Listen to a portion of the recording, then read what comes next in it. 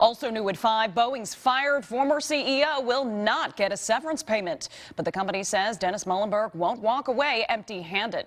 This comes as the company faces more blowback from the 737 MAX crisis. KIRO 7's Essex Porter is live for us tonight at the factory in Renton. And Essex, you spoke with an expert about those stunning new insider documents that were released.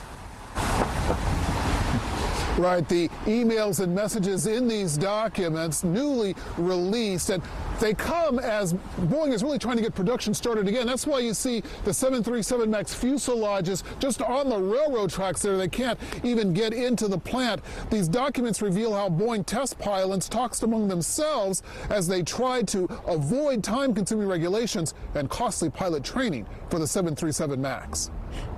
Boeing test pilots struggled with regulators and airlines to present the MAX as a simple upgrade that wouldn't require pilots to practice on a simulator.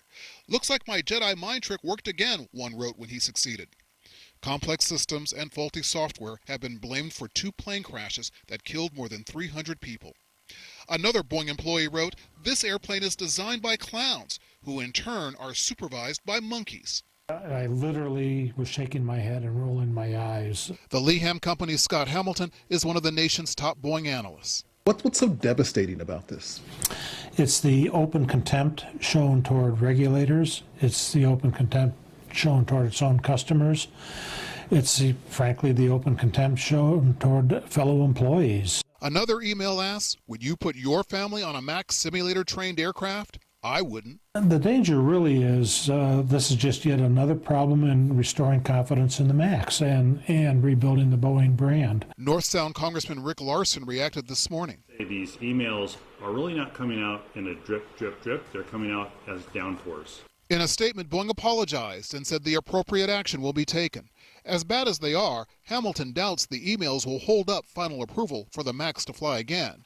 But it won't come in time to prevent 2,800 people from being laid off at the Wichita plant that makes the 737 MAX fuselages. This is a lot of employees venting, and I'm not sure that anything that's been vented here is anything the FAA doesn't already know.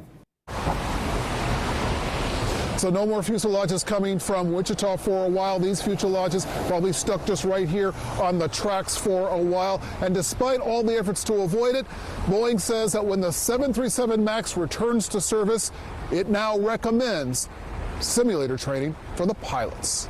Reporting live in Renton, Essex Porter, KIRO 7 News.